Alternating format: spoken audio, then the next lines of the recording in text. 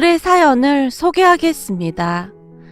우리 가족은 할머니와 엄마, 그리고 우리 남매가 함께 살고 있었어요. 10년 전에는 아빠도 같이 살고 계셨지만 어느 날 갑자기 뇌졸중으로 돌아가셨습니다. 아빠 장례식이 끝난 뒤 작은 아빠가 엄마에게 어렵게 말을 꺼냈어요. 형수님, 어머니는 저희가 모셔가겠습니다. 이제는 형님도 안 계신데 형수님이 모시는 건 아닌 것 같아서요. 서방님, 갑자기 그게 무슨 말이에요? 어머님을 모셔가다니요. 놀란 엄마가 작은 아빠와 작은 엄마를 번갈아 가며 바라보고 있었어요. 형님 그동안 고생 많으셨잖아요. 이제는 아주버님도 안 계신데 저희가 모셔가는 게 맞는 것 같아서요. 그동안 감사했어요. 아니, 이 사람아, 무슨 말을 하는 거야? 그럼 서방님이랑 동서는 이제 우리랑 연을 끊고 살겠다 그 말인 겁니까? 그 이가 없으면 우린 남남이다 그 말이냐고요. 형수님, 그런 말이 아니라 저희가 염치가 없어서 그런 겁니다. 형수님 젊었을 때부터 지금까지 쭉 어머니 모시고 사셨잖아요. 그러니 저희 입장에서야 입이 10개라도 할 말이 없죠. 아닙니다. 우리가 어머님을 모신다고 서방님 동서가 좀 잘했어요. 그리고 저는 하나도 힘들지 않았어요. 우리 어머님 같은 분이라면 10분도 더 모시고 살 수 있겠는걸요. 그러니 앞으로도 그냥 제가 모시게 해주세요. 아마 그이도 그걸 원할 거고요. 형님, 안 그러셔도 된다니까요. 작은 엄마가 안타까운 표정으로 엄마를 바라봤지만 엄마의 생각은 확고해 보였습니다. 그런 우리 엄마도 사연이 참 많은 사람인데요. 어린 시절 생모가 집을 나간 뒤 새엄마 밑에서 구박이랑 구박은 다 받고 자랐다고 합니다. 그 시절 외할아버지가 시장에서 두부 장사를 했다는데요. 엄마는 그곳에서 매일같이 잔심부름부터 이것저것을 해야만 했다고 하네요. 엄마 말에 의하면 하루하루 고달프기만 한 그런 나날들이었다고 했으니까요. 내 인생에서 그때보다 힘들 때는 없었을 거야. 어찌나 힘이 들던지 그냥 도망가 버릴까 하는 생각까지 했었다니까. 엄마는 그때 그 시절을 기억하고 싶어 하지도 않았어요. 우리 할머니와도 그곳에서 만났다고 하는데요. 외할아버지 두부가게 두부가 아주 맛있었기에 할머니도 자주 이용한 모양이었어요. 그러다가 우리 엄마를 보게 되었다고 하는데요. 할머니가 갈 때마다 엄마가 고생하는 모습이 안쓰러워서 말도 걸어주고 먹을 것도 챙겨주다 보니 점점 가까워졌다고 하네요. 어느 날은 할머니가 젊었던 엄마에게 물었답니다. 저기 저희가 네 엄마 맞니? 네, 우리 엄마는 맞는데 새엄마예요. 어쩐지 좀 이상하다 싶었다. 왜요? 뭐가 이상한데요? 아니, 어느 엄마가 배 아파 낳은 자기 딸한테 그렇게 모질게 굴겠니? 올 때마다 너한테 참 모질게 하더구나. 새엄마는 저를 별로 안 좋아해요. 아빠도 안 좋아하고요. 저보고 밥이나 축내는 식충이래요. 네가 왜 식충이야? 너만큼 예쁘고 착한 애가 어딨다고. 난 너 같은 딸 하나 있으면 소원이 없겠구만. 정말 제가 예뻐요? 그럼 네가 얼마나 예쁜데. 할머니가 엄마 머리를 쓰다듬어줬다고 합니다. 그 뒤에도 할머니와 엄마는 자주 대화를 하면서 각별한 사이가 되었다고 했어요. 참 신기했던 것이 할머니는 이상하리만큼 엄마에게 마음이 갔다고 합니다. 사실 그런 할머니께도 조금은 슬픈 사연이 있었다고 하는데요. 할머니가 어린 시절 할머니 사촌언니 부모님이 갑자기 돌아가시는 바람에 사촌언니가 할머니네 집에서 얹혀 살게 되었다는데요. 할머니의 사촌언니의 삶이 참 평탄치가 않았다고 합니다. 한마디로 그냥 구박덩어리로 살았다고 했으니까요. 하지만 할머니 사촌언니는 한없이 착한 분으로 그런 상황에서 또 할머니에게 그렇게나 잘했다고 하네요. 그래서 그랬던 것인지 그 시절 할머니는 엄마가 남같이 느껴지지가 않았다고 합니다. 아니죠. 아마도 할머니의 사촌언니 모습을 떠올리며 죄책감 같은 것을 느꼈던 것 같습니다. 그렇게 오며 가며 할머니는 엄마를 챙겼다고 하는데요. 그러던 어느 날 엄마가 홀로 울고 있는 모습을 보고는 조용히 물었답니다. 아니, 왜 그렇게 서럽게 우는 거야? 어디가 아픈 거야? 아니요, 그런 건 아닌데 아빠가 저를 돈 많고 나이 많은 남자한테 시집 보낸대요. 근데 저는 진짜 가기 싫어요. 엄마의 얼굴은 눈물, 콧물 범벅이 되어 있었다는데요. 그 순간 할머니 어린 시절이 다시 떠오르면서 돈 때문에 나이 많은 남자한테 시집을 가던 사촌 언니의 얼굴이 겹쳐 보이더랍니다. 너 말이야, 우리 며느리 할래? 네? 그게 무슨 말씀이세요? 무슨 말이긴 무슨 말이야. 우리 아들이랑 결혼하는 그 얘기지. 근데 아마도 우리 아빠가 절대 안 된다고 할걸요? 엄마의 눈에서 눈물만 흘러내리고 있었다고 합니다. 하지만 왜 그랬는지는 모르겠지만 그때 당시 할머니는 엄마를 꼭 며느리 삼아야겠다는 생각을 했다고 하네요. 결국 며칠 뒤 할머니가 엄마의 아버지, 그러니까 제게는 외할아버지가 되겠네요. 외할아버지와 단판을 지었다고 하는데요. 아마도 외할아버지에게 돈을 주지 않았을까 추측해 볼 뿐입니다. 엄마가 할머니에게 대체 얼마나 많은 돈을 줬는지에 대해 몇 번이나 물어봤지만 할머니가 입을 꾹 다문 채 그냥 몰라도 돼 라는 말만을 했다고 했으니까요. 그렇게 엄마는 할머니 집으로 가게 되었고 몇 년 뒤 아빠와 결혼을 하게 되었다고 합니다. 엄마 입장에서는 할머니가 부모와 다름없는 그런 존재일 수밖에 없었어요. 아빠와 결혼을 하고 난 뒤 외가 가족들과는 연을 끊고 살았거든요. 그랬으니 아빠가 돌아가신 뒤 작은아빠와 작은엄마가 할머니를 모시겠다고 했을 때 엄마가 펄쩍 뛰며 싫다고 했던 거였고요.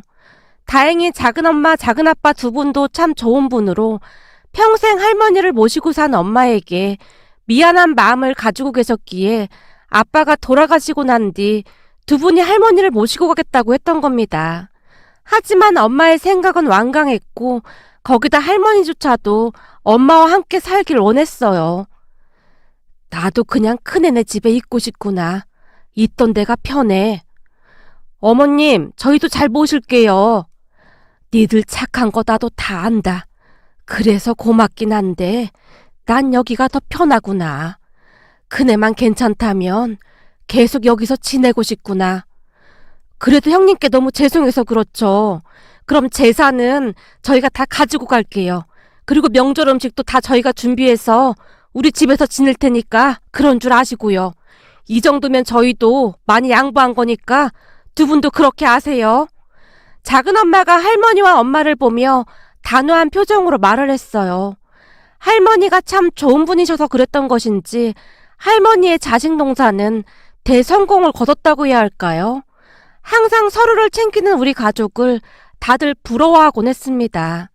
우리 부모님과 작은아빠 부부가 다투는 모습을 단 한 번도 본 적이 없을 정도였으니까요. 맨날 서로 양보하느라 투닥투닥 하는 건 몇 번 봤었지만 말이죠.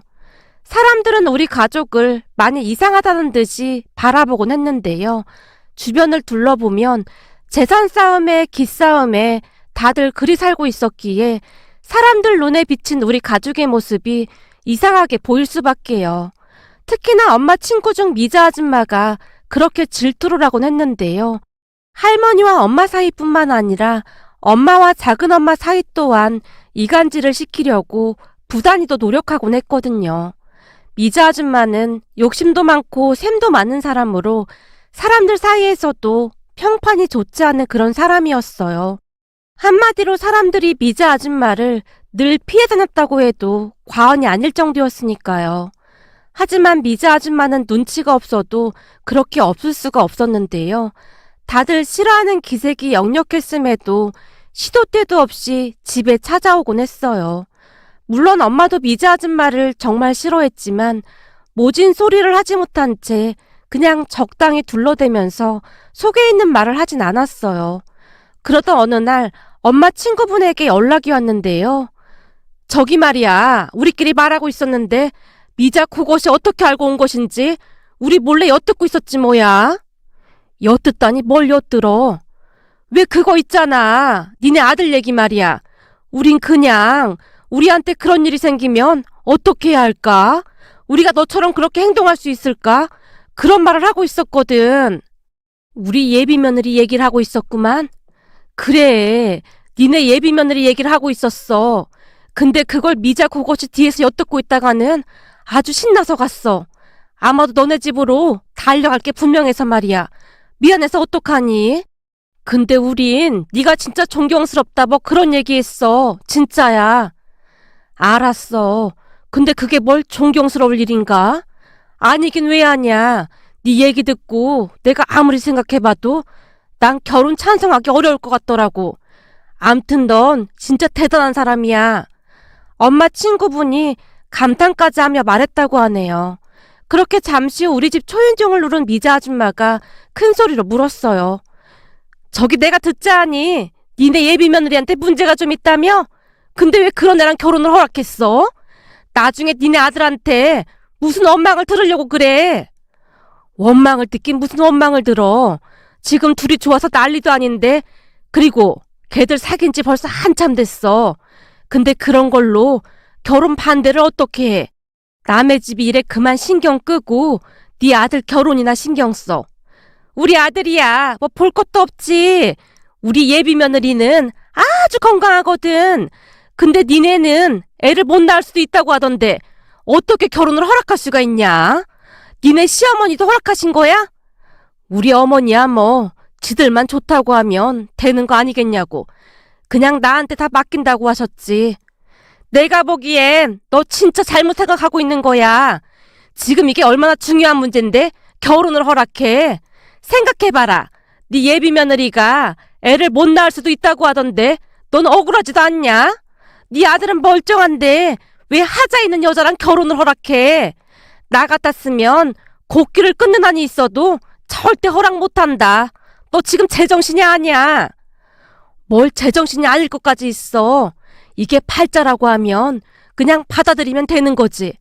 그리고 내가 우리 아들 얘기 들어보니 정 애가 안 생기면 입양도 생각하고 있다고 하더라고. 애들도 다 생각하고 있는 것 같은데 반대를 하긴 왜 반대를 해. 어머, 네가 진짜 미쳤구나. 그럼 애가 안 생기면 입양할 거라 그 말인 거네. 미쳤다 미쳤어. 그게 어떤 애인 줄 알고 입양을 하니? 난 입양하면 절대 정이 안 갈 것 같다. 내 핏줄이 왔는데 어떻게 정이 가겠어. 암튼 우리 집 일에 상관하지 말고 그만 가줄래? 우리 일은 우리가 알아서 할 테니까. 거봐, 너도 지금 인상 쓰는 거 보니 진짜 마음에 안 드는 모양인데 너 진짜 불쌍해서 어쩌냐? 가만 보면 넌 팔자가 참 박복한 것 같다. 어릴 때도 두부가게에서 지지리도 고생하면서 살았는데 하필이면 며느리라고 들어오는 애가 그 모양 그 꼴이니 말이야. 미자 아줌마가 걱정스럽다는 듯이 말을 하고 있었지만 제가 보기에는 그 상황을 아주 즐기는 듯 해 보였습니다. 결국 엄마의 인내심에도 한계가 오게 되었고 엄마가 단호한 목소리로 말했어요. 우리 집 일에 상관하지 말고 그만 가봐라. 아니 난 걱정돼서 그렇지. 근데 이게 다 네 팔자 때문에 그런 것 같아. 그냥 한마디로 네 팔자가 너무 세서 그런 것 같다 그 말이야. 미자 아줌마가 계속해서 입을 나불대고 있었는데요. 소파에서 가만히 듣고만 있던 할머니가 미자 아줌마를 노려보더니 한마디를 툭 하고 던지셨어요. 내가 보기에 자네야말로 그놈의 주동아리 때문에 망할 것 같구만. 우리 며느리 걱정하지 말고 자네 인생이나 걱정하게나. 곧 그 주동아리 때문에 땅을 치고 후회할 테니. 어머, 무슨 그런 악담을 하세요? 내 말이 맞나 틀리나 한번 보자고. 암튼 우리 집 일에 왈가왈부하지 말고 그만 돌아가게나. 한마디만 더 씨부렸다가는 여기 이 커피를 얼굴에 확 부어버리려니까. 라며 할머니가 탁자에 있던 커피잔을 드는 신용을 했는데요. 할머니 얼굴이 어찌나 굳어있던지 미자 아줌마가 지레 겁을 먹은 채 후다닥 밖으로 나가버렸습니다. 그 모습을 보며 엄마가 할머니께 조용히 말을 했고요. 어머님, 죄송해요. 워낙 만말하게 좋아하는 사람이라 신이 난 모양이네요. 네가 미안할 게 뭐가 있어. 내가 그냥 커피를 얼굴에 확 뿌려버릴 걸 그랬네. 할머니가 장난 가득한 표정으로 웃고 있었어요. 사실 우리 오빠한테는 몇 년 동안 사귄 여자친구가 있었습니다. 예비 새언니가 똑똑하고 성격도 좋아서 가족 모두 좋아하고 있었어요. 그런데 어느 날 예비 새언니가 몸이 안 좋아서 병원에 갔다고 했는데요. 얼마 뒤 예비 새언니가 갑자기 오빠에게 이별을 통보했다고 합니다. 이유를 들어보니 병원에서 난소 제거 수술을 받았다고 하네요. 물론 난소를 2개 다 제거하진 않았지만 1개를 수술했던 모양이었어요. 의사 말이 요즘은 젊은 여성들 사이에서도 드물지 않게 발생되고 있다고 하면서 수술을 하게 되면 난소가 하나밖에 없기 때문에 임신이 어려울 수도 있다고 했답니다. 그 바람에 예비 새언니가 오빠에게 이별을 통보했던 것이고요. 물론 오빠는 절대 그럴 수 없다며 예비 새언니를 붙잡았고 결국 우리 가족들 모두 그 사실을 알게 되었어요. 임신이 어렵다는 것 자체가 큰일이었기에 할머니와 엄마의 근심이 깊어질 수밖에 없었는데요. 어느 날 엄마가 큰 결심을 한 듯 할머니께 말했어요. 어머님, 그냥 모른 척하고 허락할까 하는데 어머님 생각은 어떠세요? 잘 생각해 본 거냐? 아무리 그래도 애를 못 낳을 수도 있다고 하는데 잘 생각해보고 신중히 결정해야지. 난 요즘 뒤숭숭한 게 영 잠도 안 오고 그러는구나. 저도 어머니랑 같은 생각이에요. 근데 둘이 좋아서 저 난리인데 어떻게 반대를 하겠어요. 그리고 전에 어머님도 아무것도 없는 저를 이리 걷어주셨잖아요. 그때 어머님이 안 계셨으면 제가 이리 살 수나 있었을까 싶은 생각도 들고 제가 무슨 자격으로 반대를 하겠어요. 한동안 지켜봤는데 애가 너무 착하기도 하고 그때 어머님이 제게 베풀어 주신 은혜를 이렇게나마 갖고 싶기도 하고요. 암튼 제 마음은 지금 그렇습니다. 어머님만 허락해 주신다면 애들 결혼 진행하려고요. 네 마음이 그렇다면 나도 찬성이지 뭐. 난 그냥 다 네 편이잖니. 어머님 괜찮으시겠어요? 괜찮지 않을 게 뭐가 있어. 나보다 네 속이 더 안 좋을 텐데 난 네가 하라는 대로 다 할 테니까 네가 알아서 해. 할머니가 엄마의 손을 꼭 잡아주셨어요. 2분 다 어려운 결정을 했다고밖에 볼 수가 없었는데요. 그렇잖아요. 자식이 결혼을 하고 나면 다들 손주만 기다린다고 하던데 혹시나 손주를 못 볼 수도 있다고 했으니 그 심정이 오죽했겠습니까. 하지만 2분은 오빠와 예비 새언니의 결혼을 허락했고 어느 날 예비 새언니가 찾아와서는 눈물까지 흘리며 죄송하다는 말까지 했어요. 할머님 어머니께 너무 죄송해서 헤어지려고 했습니다. 우리한테 죄송할 게 뭐가 있어.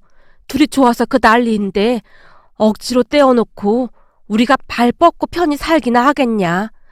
그리고 혹시나 애가 안 생기면 우리 아들 말대로 입양을 알아봐도 되는 거고 그냥 그렇게 생각하고 살자꾸나. 니들 둘이 운명이라고 하는데 운명을 억지로 갈라놔서야 되겠냐. 엄마가 오빠를 바라보며 말했는데요. 네? 운명이요? 그래, 네 예비 남편이 니들은 절대 떨어질 수 없는 운명이라나 뭐래나 그 난리를 치더구나. 암튼 운명길에 잘 살아야 한다. 엄마의 말에 예비 새언니가 눈물을 삼키며 감사하다는 말을 몇 번이나 했는지 모르겠습니다. 하지만 우리 오빠의 일은 주변 사람들에게 신선한 충격일 수밖에 없었는데요. 친척분들부터 엄마 친구분들까지 과연 그런 결혼을 허락할 수 있을까라는 논쟁을 벌이기까지 했거든요.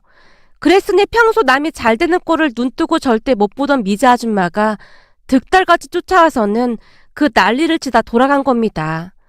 미자 아줌마네 아들도 곧 결혼을 앞두고 있었는데요. 그 아줌마네 예비 며느리는 아주 건강한 사람이라는 말을 몇 번이나 하면서 엄마의 염장을 지르다 갔답니다. 하지만 그 뒤 충격적인 반전이 우리를 기다리고 있을 줄 누가 알았겠습니까? 얼마 뒤 오빠와 새언니가 결혼을 한 뒤 신혼여행을 다녀왔는데요. 오빠와 새언니가 상기된 표정으로 집으로 찾아와서는 충격적인 사실을 말하기 시작했어요. 할머니 엄마 놀라지 마. 또 뭔 일인데 그래. 이젠 니들이 그 놀라지 말라는 말만 하면 심장이 두근거리니까 뜸들이지 말고 빨리 말해. 저기 말이야. 우리 곧 엄마 아빠가 된대. 오빠의 입에서 그 말이 툭 하고 튀어나왔어요. 뭐? 엄마, 아빠? 근데 얘네들이 지금 뭔 소리를 하고 있는 거야? 아니, 그게 말이야. 의사가 임신이 어려울 수도 있다고 하길래 그런 줄 알았는데 병원에서 임신이래. 우리가 곧 엄마, 아빠가 된대. 뭐? 그럼 의사가 돌팔이었다 그 말인 거야? 아니, 그런 건 아닌데 임신이 어렵다고 한 거지. 전혀 안 되는 건 아니라고 했거든. 잘만 노력하면 될 수도 있다고 했는데 그럴 경우 워낙 불임이 많다 보니 그렇게 말했다고 하더라고. 그럼 진짜 임신을 했다 그 말이야? 세상에나 이렇게 좋은 일이 어딨어 그래. 그러게. 우리도 지금 너무 놀라서 믿어지지가 않아. 오빠의 말에 할머니와 엄마가 얼싸안고 얼마나 좋아했는지 모르겠습니다. 그런데 그 뒤 더 기가 막힌 일이 일어났습니다. 몇 달 뒤 새언니가 아들을 출산했는데요.